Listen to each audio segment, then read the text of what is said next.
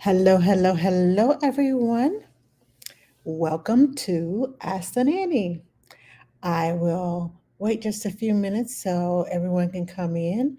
I welcome my new platform, LinkedIn, and to those of you who are on Instagram, TikTok, Facebook, and YouTube, welcome back. Welcome back. Hello, Allegra. How are you? Hello, Abs 1103. How are you doing? Hi, Stormy. Thanks for joining me. Welcome, welcome, welcome. Tonight, our uh,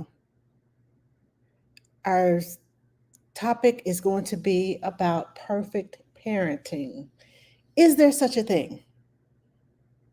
That's what we're going to talk about. I had that question asked of me this week, well, last week, and I had to think about that.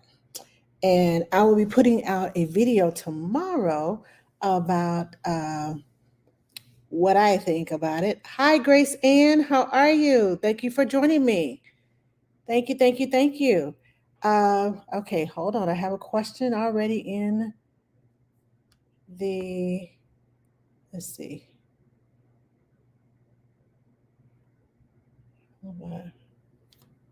Okay, I can't get to the question box. Okay. Um, anyway, we'll go ahead and get started. And those of you who want to join in the conversation, please do so. We won't be here long. Um, because again, I have to work tonight. So that's why I am here early to this evening because I have a lactation um, consultation later this evening. So let's get started. I was asked a question about perfect parenting. Is there such a thing? Now, my belief is that there is no perfect parenting. I work as a newborn care specialist, and I do a lot of sleep training. And I draw from several different books that I have read on sleep training. I draw from what the parents tell me about the child, and I draw from my own experiences that I've had with children similar to the children that I take care of, the child that I'm with that right at that moment. And there is no perfect way. Sometimes it works, sometimes it doesn't. Sometimes I have to go back to the drawing board. It is a work in progress. And that's what I like to say. Parenting is a work in progress. It is no wrong way or right way to do it. We were all raised by our parents, and our parents did the best that they knew how to instill the values that they believed in within us that will make us um, productive citizens. I'll put it like that. That will make us productive citizens. Now, what you do as a parent may not be the same thing that you do that your mom and dad did with you. There were certain things that my mom and dad wouldn't let me do. I'm like, I'm not doing that when I get become a parent. I am not. I still hear myself saying some of the things that my parents said to me. I still hear myself or steer my children in ways that my parents steered me. But not everything that my parents did with me or for me do I do with my own kids. And even with my grandchildren, they have more leniency than my own children did. So,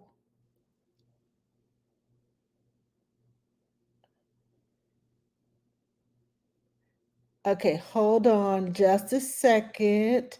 I'm going to get to your questions. Is that Chloe and Gemma? I'll get to your questions in just a second, okay? But as I said, there is no perfect way of parenting. Hello, Nanny Jen and Bernsey and Shell Shell Mabel. There is no perfect parenting. You don't do it like I do it. I don't do it like you do it.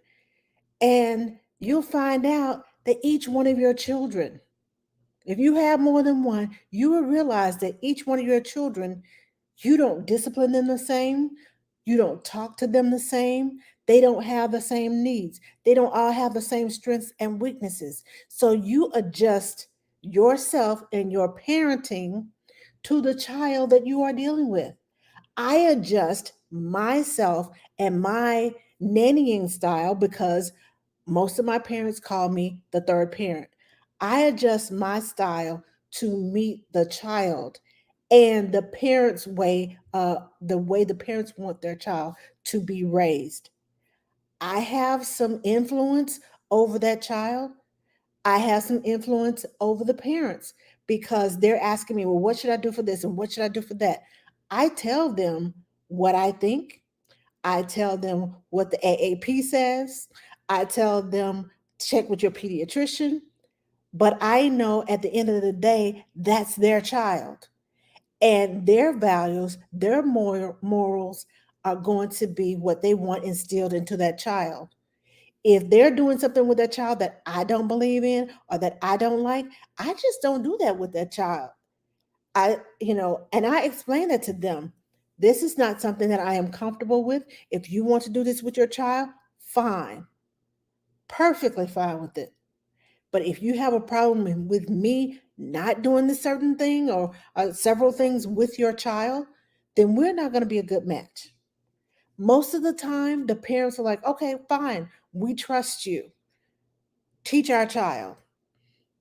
We want, your values, what you know, we want our child to know. Show us how to do it right. And I always say there's no right or wrong way of doing it because it's all about your child, the temperament that day. There's a lot of factors that go into parenting and raising a child. There is no perfect way. Oh, I want to do the Montessori, or I want to do the RE, or I want to do there's so many different theorists and their theories. I want to go this way and I want to go that way. Whatever you want, whichever way you want to go that way with your child. Some parents are vegan, some are gluten free, some are vegetarian, some are, eat all the meats. Some don't even like meats or vegetables. But I try to make sure that there's a nutritious meal put in front of that child.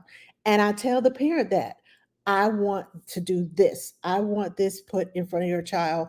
It's you placing your child in as my responsibility. I want to know that that child is having a nutritious meal because that's what's going to help them grow up healthy and strong.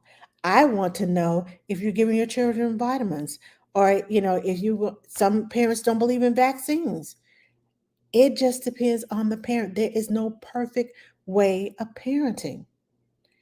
And especially if your child has a cognitive, special needs, whether it's cognitive or they have uh, Down syndrome, or they can have, any kind of medical needs, allergies that they can't have certain things, that can't do certain things, or be in certain places. That is all up to the the parent and the child and me.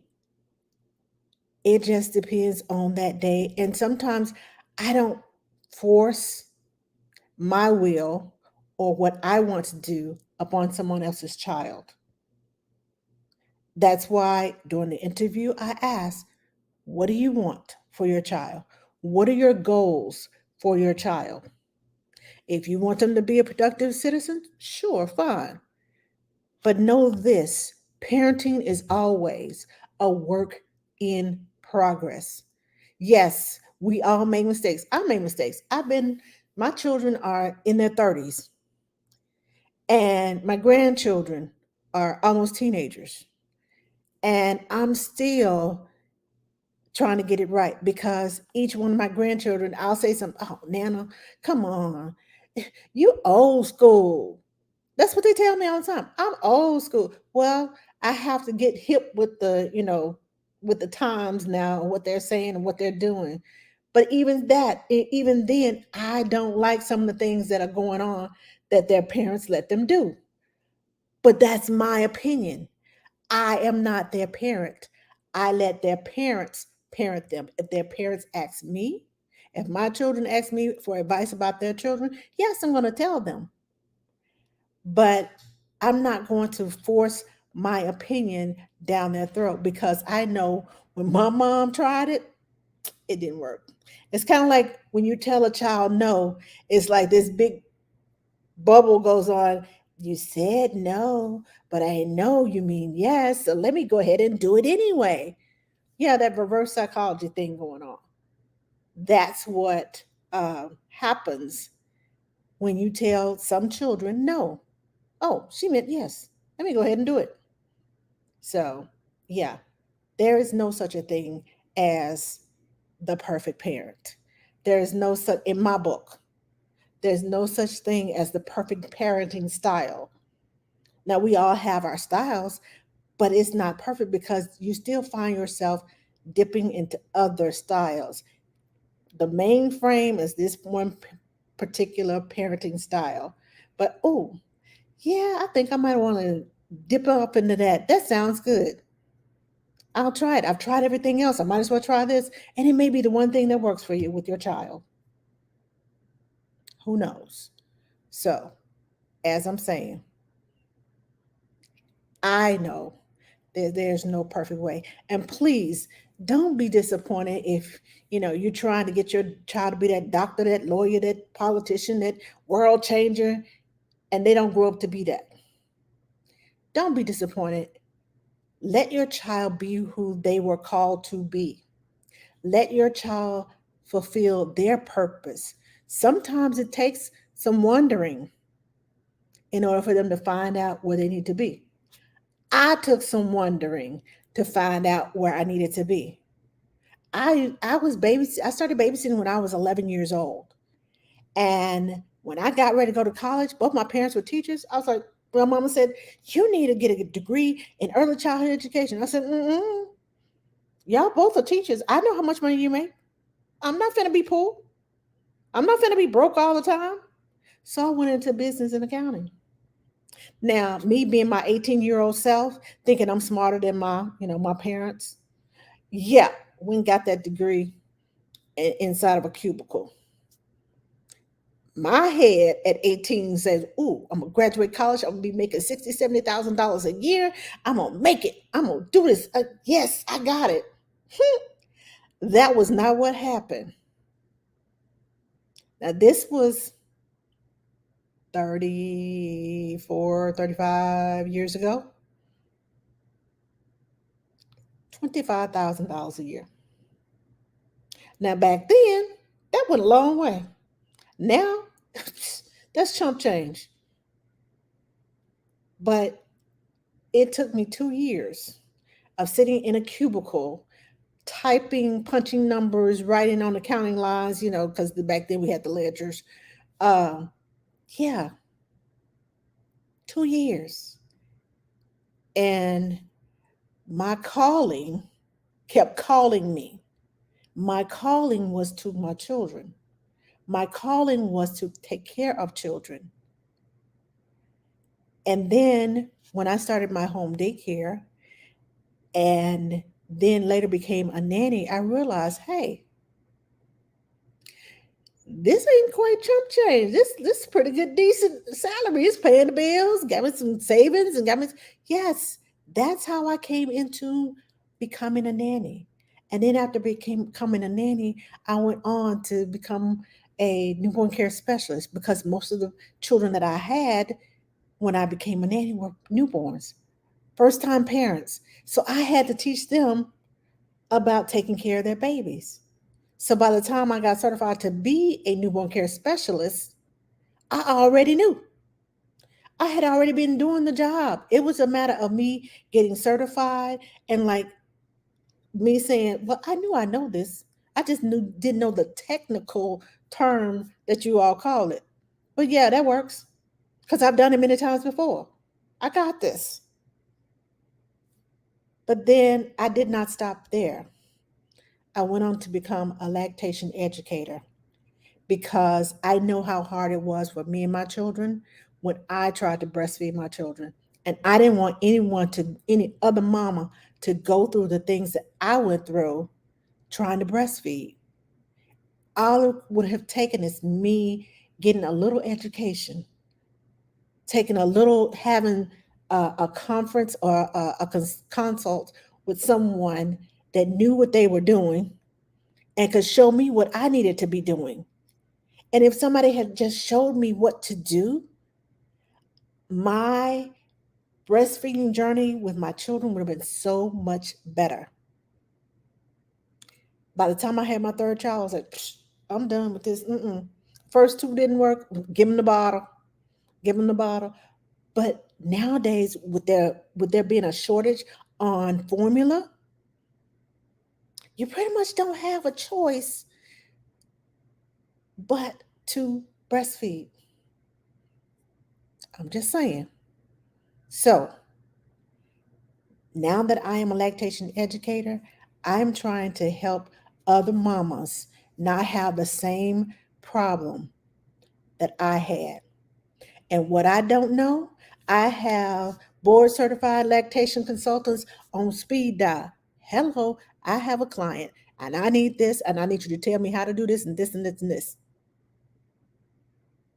I have four, probably more than that, I know of on speed dial. So if I get to a point where it is outside of my scope of education, even though, yes, I know what to do, but I'm not allowed to say that. Hello, I need you to tell me how to do this. And put them on the phone with my client so they can hear. We go on speakerphone so both of us can hear it because that's how I roll. But now, let me answer some questions. I have some questions over here on uh, TikTok. Any tips on getting my 2 year old in her own bed? Does your 2 year old sleep in the bed during nap time? Have you tried that first? It's easier to start with nap time and then gradually work to the overnight than to just go cold turkey because then you're going to have a whole heap of bunch of trouble. But you need to create a routine. Is your child on a routine or a schedule? If they're on a, it's easier to do it when you create a routine and a schedule for your child because it becomes a part of their lifestyle. It becomes a habit that you have created with them, and they need um, that stability. So if you don't have them on a routine or a schedule, because literally when I put babies on schedules, like 15 minutes, 10 minutes before nap time, they start yawning. Their body knows it's time to go to sleep. When I wake them up, their body knows, oh, it's time to be awake. So I have them on an up, down schedule throughout the day. I know the old folks say, don't wake up a sleeping baby. Yes, you do. If you let your baby sleep all day, then they are going to be up all night. You need to set their circadian rhythms because babies, when they're born, is all out of whack. So you need to set their circadian rhythms so they know up, down, up, down. Light time, it's light outside. Oh, I'm supposed to be up. Oh, it's dark outside. I'm supposed to be asleep. You need to help them set those rhythm, that circadian rhythm, kind of like the algorithm on the internet, on Facebook and TikTok and Instagram. You know how you every day you put it in there and put it in there, and the algorithm picks up. Oh, she's gonna put a post up. She's gonna put a post up. She's gonna put a post up. 3 o'clock, guarantee she's gonna put a post up. So it draws all your friends. Hello, here's her new post. Same thing with babies. You going down for a nap every day, 3 o'clock. Your body knows you going down for a nap. If you get them on a schedule, it's easier for you to um, make transitions from your bed to their bed if they're on a schedule. Uh, Chloe, I think I'm saying your name right. Please send me a private message so we can talk about that, okay? Jim says, hi, I would love some reassurance advice on baby led weaning. I'm petrified. She's 8 months. Okay, so Gemma, you did not come to the right person for baby led weaning. I personally know that baby led weaning works because I've seen it in action. But I personally don't like baby led weaning. I go through the purees and then it gets chunkier, and then we start with finger foods and yeah, all of that. That's how I do things. Now, I have had several children who were baby led weaned, but I came in at a point in time where they were already doing it. They were already full blown in baby led weaning. And I sat there like you did, petrified that they were going to choke.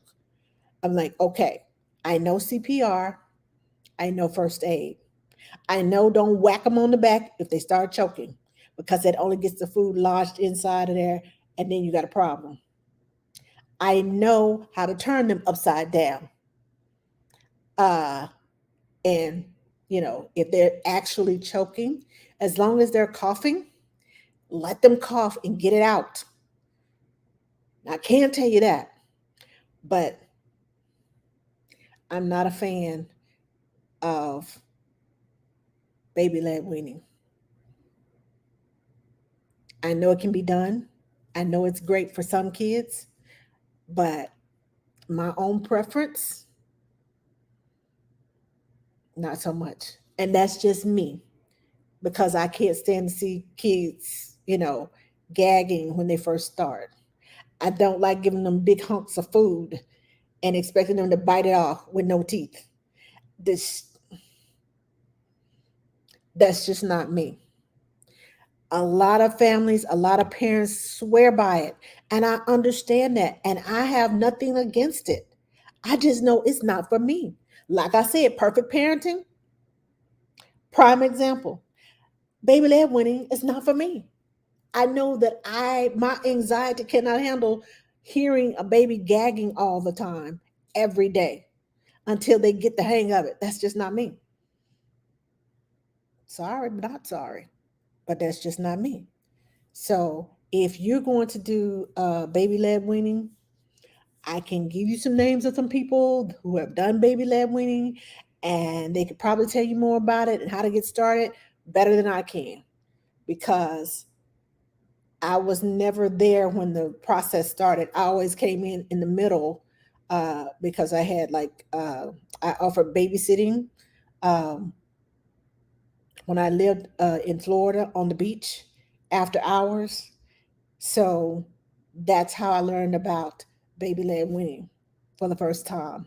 And it scared me to death because the child started choking. Well, the child started gagging and coughing.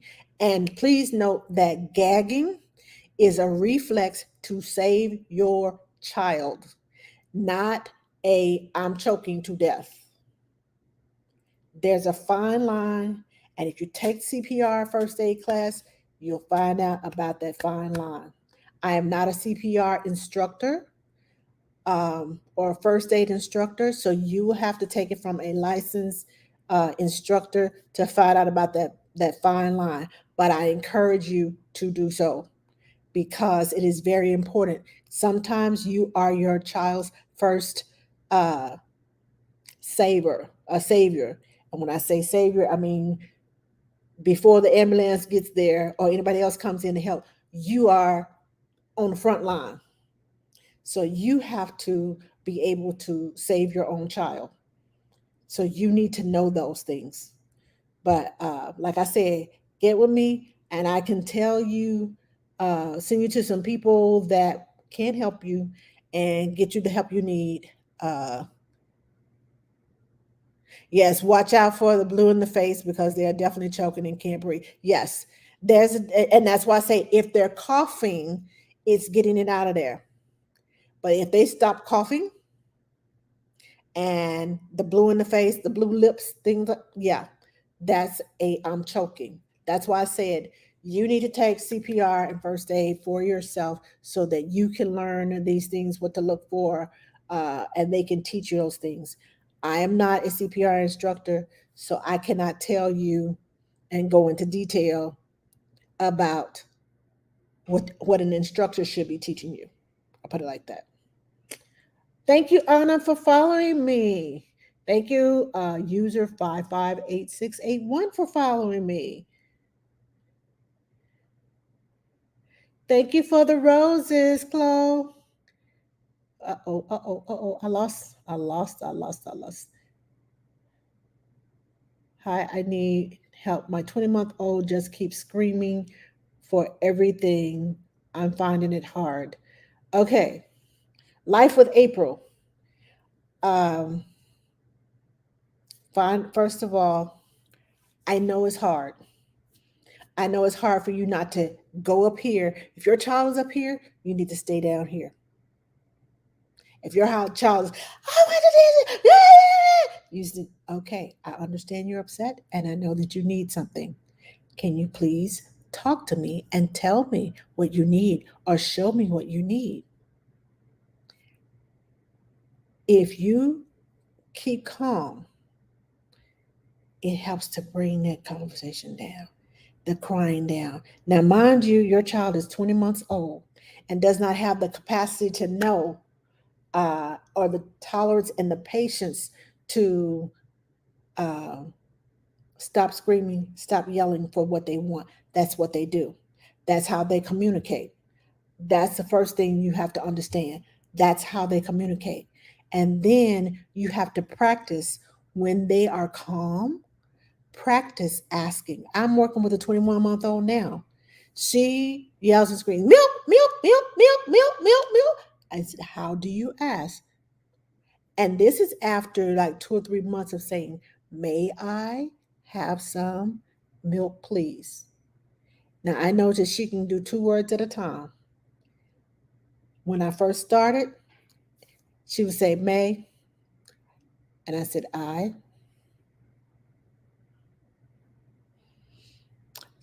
She did not want to say it. I said, okay, that's fine. That's your choice. But as time went on, and I kept saying, let's ask for what you want. It's going to take time. It's going to take patience. It's going to take practice. It's going to take consistency to get from screaming up here to somewhere in the middle. Because sometimes it's still going to yell and scream what they want, especially when they're tired and hungry. They're still going to scream. But when you talk to them while they are calm and ask them, repeat after me or say, may I have some milk, please? Now she's 20 months and she knows when she starts screaming and yelling, and I give her that look like, okay, what do you want? And she goes, may I, may I, may I, may I, may I, may I. So she already knows I expect her to ask for what she wants instead of screaming and yelling what she wants because I have talked to her and I have taught her and I have been consistent and I have been patient because there are times when I lose my cool. I'm like, woo, breathe, Angela, breathe, breathe, breathe. And I just have to turn around, take a deep breath. Remember, this is a toddler. This is age appropriate for what they're doing is age appropriate. You have to remember those things because they are not going to be the adult in the situation and end up telling you, oh, well, mommy, I'd like to have some milk, please. That may not happen. But if you get them in the habit of asking for the things that they want, it brings down some of that anxiety on your part, and it brings down some of that screaming where y'all can meet in the middle. So try asking and don't wait until she gets way up here to start the asking process. While she's calm and she's quiet and she's, paying attention, try it then. And do a lot of breathing exercises. Just think, she's a toddler. She's a toddler. I understand you're upset. How can I help you? Basically, and it sounds funny, but it's like customer service, really. I feel like half the time I'm a customer service representative while I'm nannying because it's like figuring out the problem and then executing the answer. All it all while maintaining the cool, calm, collected.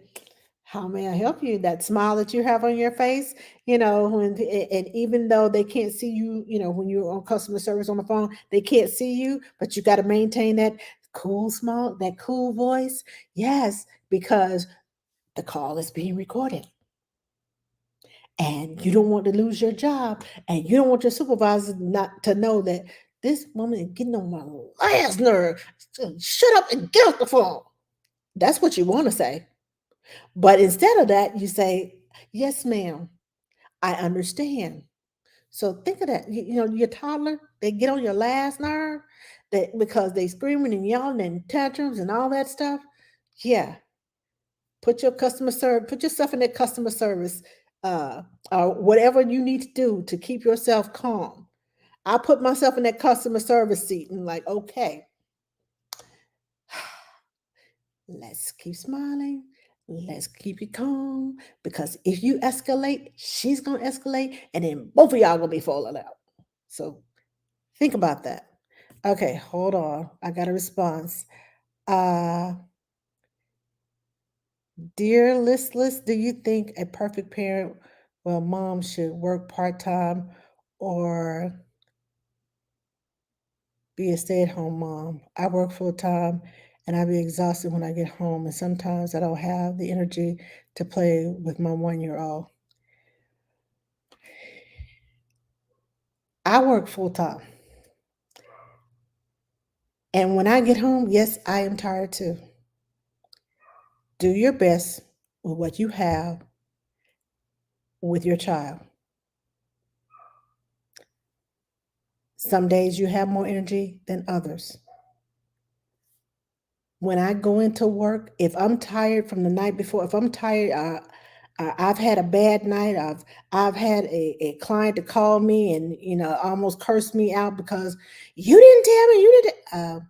If you look at the piece of paper that I gave you, the instructions are right there. But you didn't say anything. I asked you to read it. I get chewed out from instructions that I give that people don't read. And it frustrates me because I wake up to that in the morning and I'm like, it puts me in a mood. And when I go into work, I have to shut that off. I'm here in the capacity of nanny. I'm here to as the happy-go-lucky, it's not that I don't have problems, but I don't take it out on that child. I don't take it out on that family. Half the time they don't even know what's going on in my background, much less my foreground. So I have to keep myself calm. But I have been doing this for years. Most new mamas, you're brand new to it. And it takes time and it takes practice and it takes patience for you to be able to shut all that stuff out and just enjoy the process of watching your child progress, the progress that they're making, the new things that they're doing. So telling you to, oh no, stay at home part time, work at home. No, I can't make that decision for you. You know what your household needs. You know what's going on in the background. I'm just here. It's probably your first time seeing me, or maybe my first time seeing you or talking to you specifically. But I cannot make that decision for you. You have to make the decisions that's best for you and your family. But I applaud you for recognizing what's going on. And in that recognition, find ways to um, redirect your time or organize or reorganize your time so that when you get home, there's time and there's energy to just sit down. Even if you just sit down and read books to your child, you may not have the energy to play.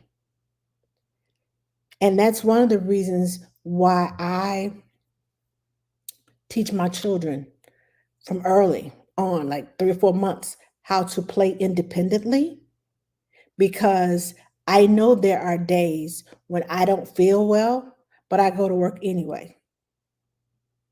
I know there are days when my back bothers me, but I go to work anyway. And I sit there on the floor or in the chair.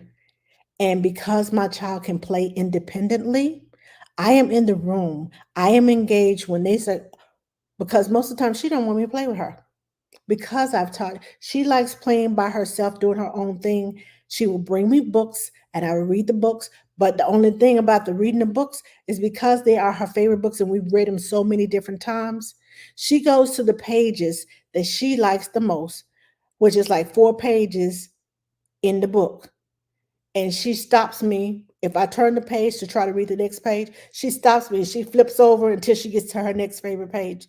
So we read 4 pages, and I read 4 pages. I muster up enough energy to, give the character voices to the characters in the book. And she laughs and has fun, and then she's on her way and she does her own thing again. And I'm present, but my body is like, oh my God. But my mind is like, you gotta, you're on.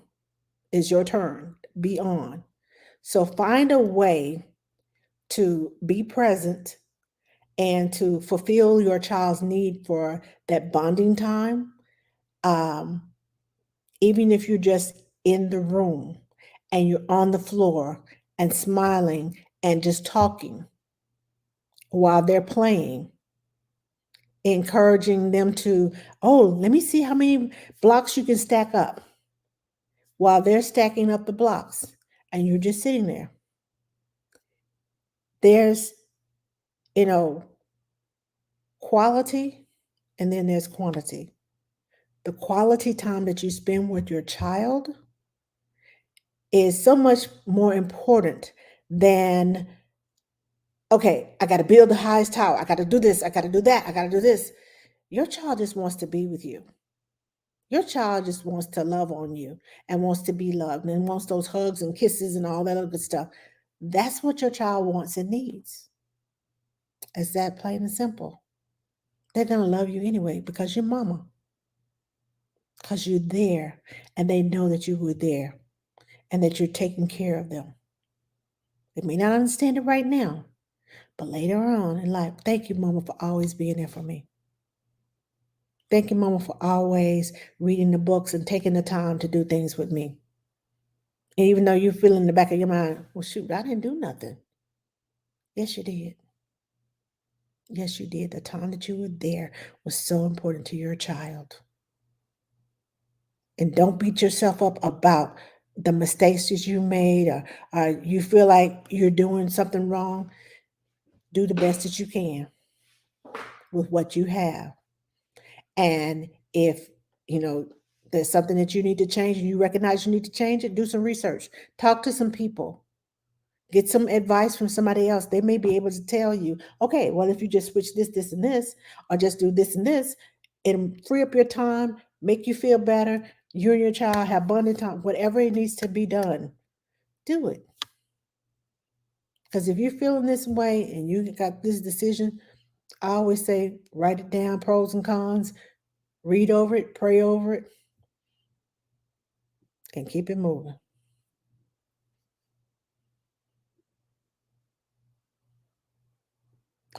Okay, let me see. Another queen. Well,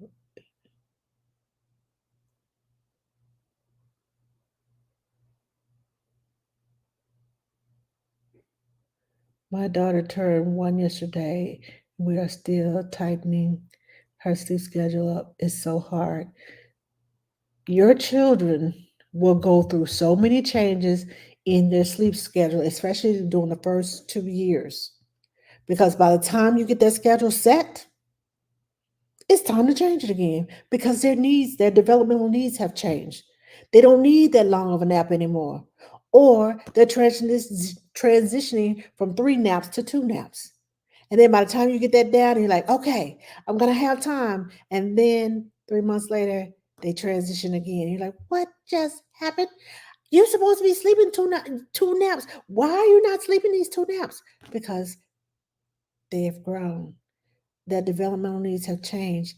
And now they only need one long nap, which is going to change your schedule again. Their schedules tend to change every 3 to 4 months at the most. Once they get to around, once they get to that one nap period, it's pretty much set as far as the nap time. But their developmental needs as to what you do with them, the places that you take them, the toys that they play with, the manipulatives, working on the fine motor skills, the cognitive and the gross motor skills all at the same time. Yeah, that's going to continue to change as their needs change. That will change for the rest of their lives. I still believe in learning something new every day. That's just me. I'll know that I don't know everything. So I seek to learn something new every day. Whether it's a tip in the kitchen, how to fix something in my bathroom, uh, something I need to know. Oh, the rules change about this childcare thing. Okay, well let me look into that. Let me see, because if I depend upon somebody else to tell me, they may tell me what their understanding is. I need to know what my understanding is, so I research it. So your child's schedule is going to continue to change. And that's normal. And I know it's hard.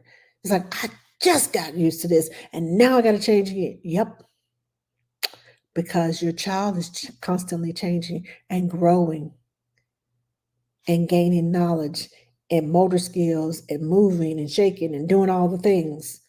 So, yeah, it takes a while for you to get in that groove. And as soon as you get into it, it changes. I'm doing both baby led weaning and baby food with my son. Ah, Tina says she's doing baby food and baby led weaning with her son. Okay, cool. Let me see. Shell Mabel. Hi there. My child is on a schedule 6 a.m. wake and 7:30 p.m. bedtime.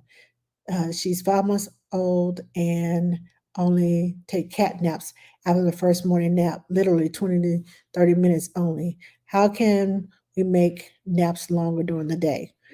Practice, practice, practice. You said she's on a schedule. It's probably time for you to change her schedule. At 5 months old, she's probably mobile now, rolling over, trying to scoot across the floor. Yeah, when babies become mobile, sleep is like, no, I need to be moving. No, I can't sleep. I got stuff to do. I need to crawl. I need to figure out how to pull myself up. Their brain is constantly going. And it's hard for the body to shut down when the brain is constantly going because they're trying to learn new skills. So switching her schedule may help you. Um, and she has a 7:30. She goes to sleep at 7:30. She wakes up. That's a good sleep schedule. She's got plenty of sleep. Plenty of sleep. And she needs that because I try to get my baby sleeping 12 hours by 12 weeks. And I literally have them uh, up to about 3.5 months. I literally have them on a 90-minute up, 90-minute down schedule. And make sure she does plenty of tummy time. Tummy time, get outside. I know some places it's hot, but if you can get her out first thing in the morning when it's still cool of the day, uh, I know you like some parents are like, well, what am I taking her outside for? Because circadian rhythm, daylight, and fresh air, vitamin D, whatever you're doing, put sunblock on her. I don't care if she is brown skin, she needs sunblock. Wait a minute, you said 5 months. Never mind. Baby's not supposed to have sunblock until they're at least 6 months old. Never mind. Uh, but take her out for at least 10 to 15 minutes. A stroll in the stroller around the park. Uh, make sure she gets some sunlight. Make sure she gets outside, gets some fresh air. Make sure she has plenty of tummy time. And if tire her out basically, so that uh, when she sleeps, she will want to sleep. And she's 5 months old and she's probably teething. That has a lot to do with it too. So if she's teething, yeah, think about if you've never had a toothache, think about a pain when you lay down, everything becomes still and your body focuses on that one place that is hurting and it throbs with every heartbeat. It's throbbing with every heartbeat. People don't think about that. Your baby, once they lay down and they become still, your body hones in on that one thing that is hurting. That one thing, like those gums and those teeth, they can start throbbing and just wake your baby up. I can't sleep through a toothache. I'm sure probably, a lot of people cannot sleep through a toothache. So think about that too. Think about the if they are if she's teething because she's 5 months old. Most babies start getting teeth around 6 months old, but it takes more time for those teeth to come in than when oh, she's 6 months, she's got a tooth. Well, it didn't just happen in 2 days. It took months. I did a video last week about the 2-year-old molars and the toddlers having tantrums and being frustrated and hitting and biting on everything. They're biting because their gums are hurting. I had several moms said, that makes sense. I stuck my hand back there and his gums are swollen. Yeah, they don't come in until 2, but they start growing 5 to 6 months, earlier than that. Their gums can be purple. The little girl that I take care of, her gums at the top were purple and blue, like somebody just went up in there and just polished her right in her gums. I mean, it was just that one spot in the back that was swollen and purple and blue. And that was it. But think about it. If you have something that's swollen, that's bruised, it's going to be sore. It's going to hurt. You're going to be cranky and not want to just don't talk to me. Just leave me alone. I'm not feeling good. If you have this little nagging headache, you can function, but you don't function well. Think about those things in regards to your children. If their gums are hurting and we're adults and we can take more pain than the kids can, think about what they're going through. This is why they're cranky. This is why they are biting and hitting and frustrated because when you don't feel well, you get angry quicker. It's like you're on a short fuse. Anything, if they want something and you tell them no, that's the first thing you hear because I just want to be comforted. I don't want to hear no right now. Just give me what I want so I can just calm down and chill out. That's what they want. But sometimes you don't have it in you because you want a short fuse too. So just think about those things you are uh, when you're little ones. Think about what time it is. Think about if they're hungry, if they're overtired, because sometimes they can get overtired and they won't settle down easily. Definitely teasing. She's been drooling since month 2. Thank you so much. I'll do more outdoors and more tummy time. Thank you so much. You're welcome. You're welcome. Okay. Well, that still made me feel better as I know it's okay to do purees as well as some BLW. Thanks. You're welcome. The gag reflex. Yes.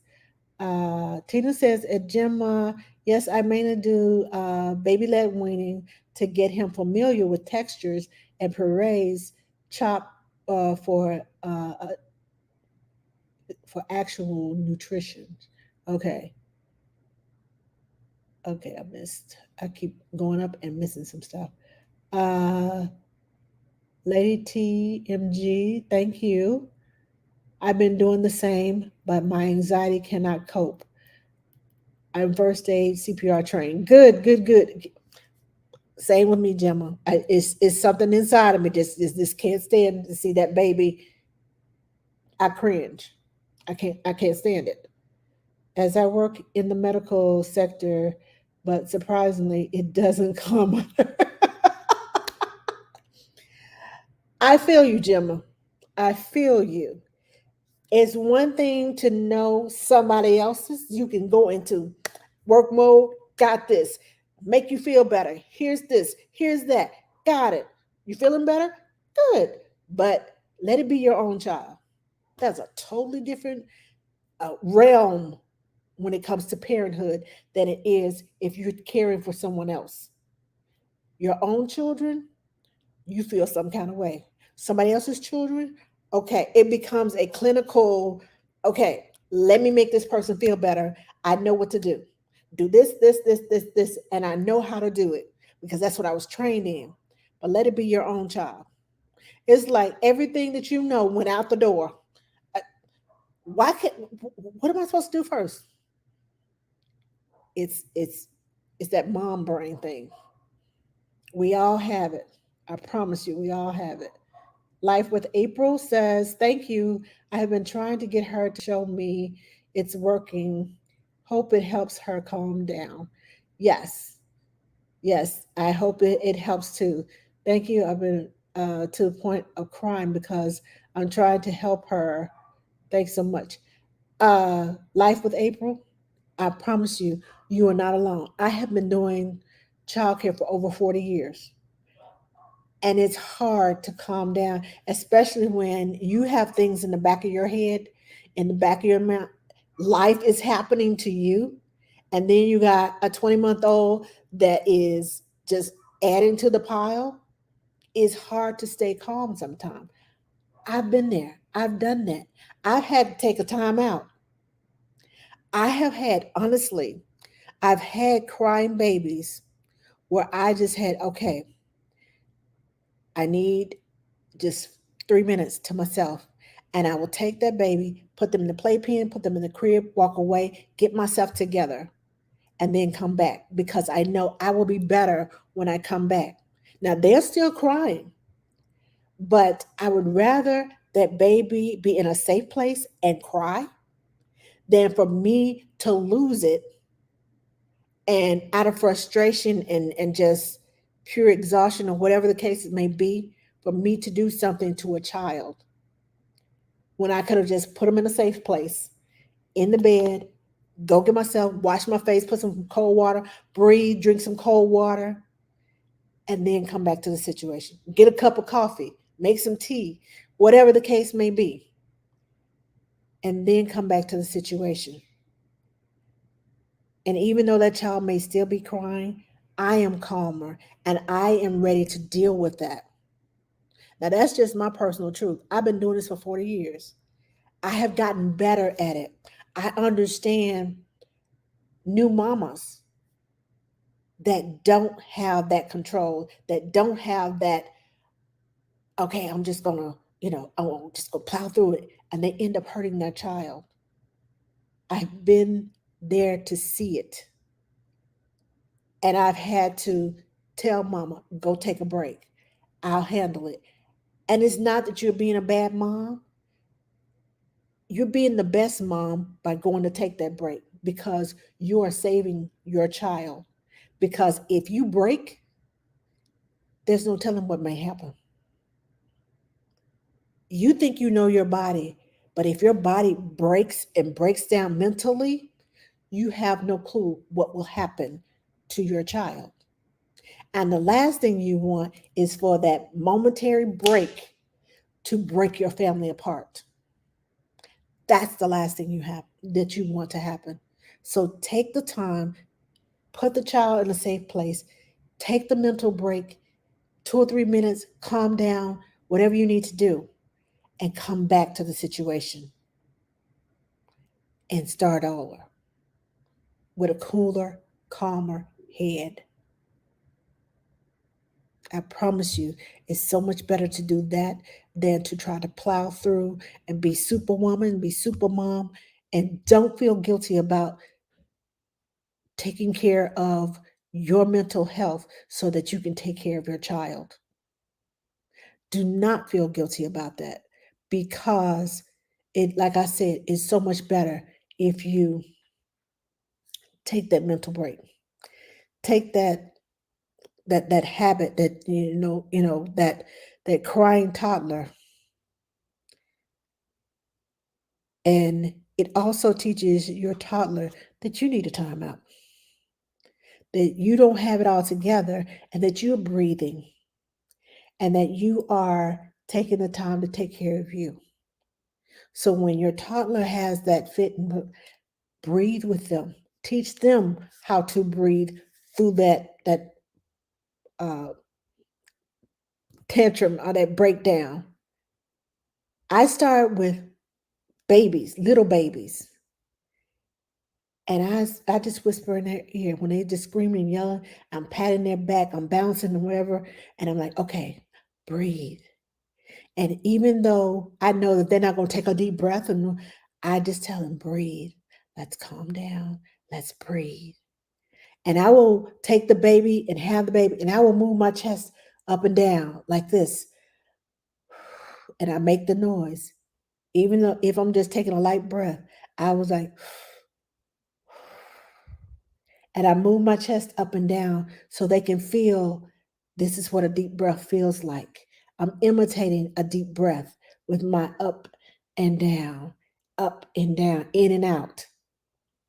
And eventually they will start.